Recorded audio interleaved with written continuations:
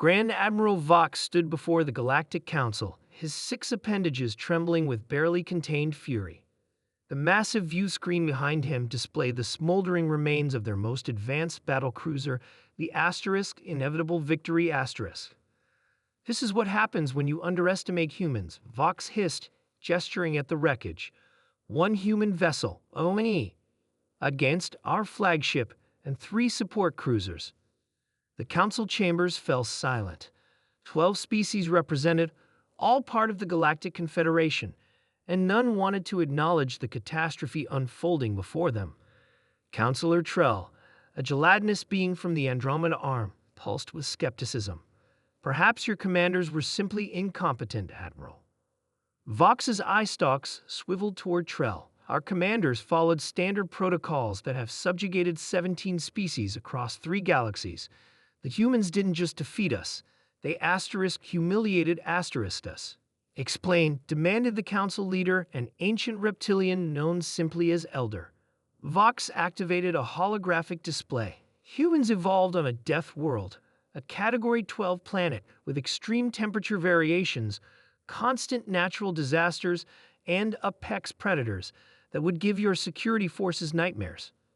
The display showed Earth's diverse environments: scorching deserts, frozen wastelands, raging oceans, dense jungles.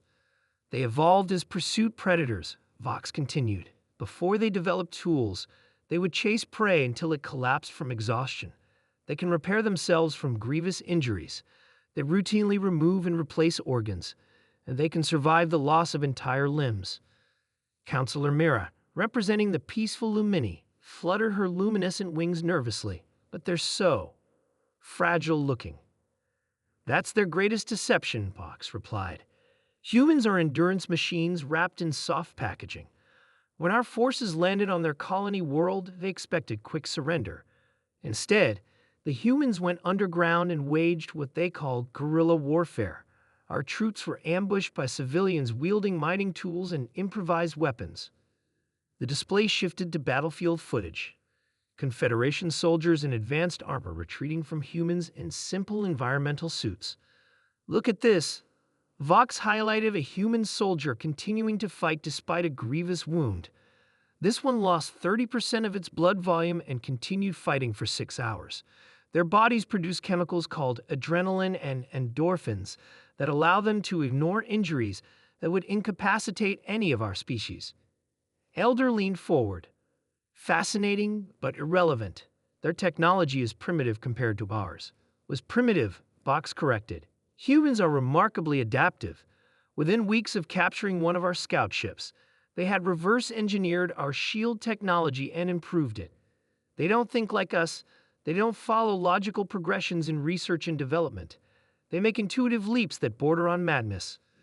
The display showed a timeline of human technological advancement. From first flight to landing on their moon, 66 years. From discovering nuclear fission to building world-ending weapons, 4 years. From encountering our technology to defeating our flagship, 3 months. Mira's glow dimmed with concern. "What do you suggest, Admiral?" Vox switched off the display. "Peace, immediately, before they decide we're an existential threat." Laughter erupted from Councillor Draz, a silicon-based lifeform known for aggression. "You suggest we surrender to primitives who occupy a single star system. Absurd." "I'm not suggesting surrender," Vox replied calmly. "I'm suggesting survival. Humans have a concept called mutually assured destruction. During their development, they built enough weapons to destroy their entire planet multiple times over, then didn't use them because everyone would lose." "Madness," whispered Trell. "Precisely," Vox agreed. "Humans operate on the edge of insanity by our standards. They will sacrifice themselves without hesitation if it means victory, and they're terrifyingly unified when threatened."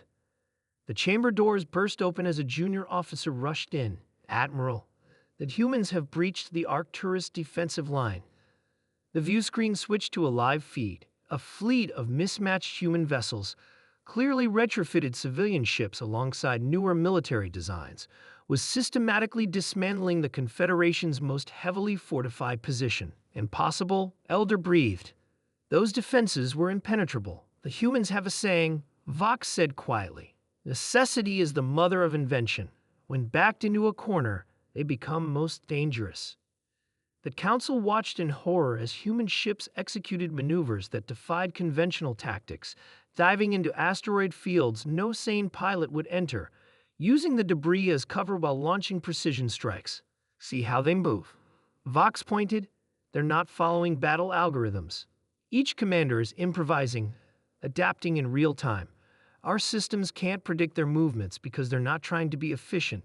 They're trying to be unpredictable. A human vessel, heavily damaged, accelerated directly toward the Confederation command station. It wouldn't, gasped Mira. The ship detonated, creating a breach that 3 other human vessels immediately exploited.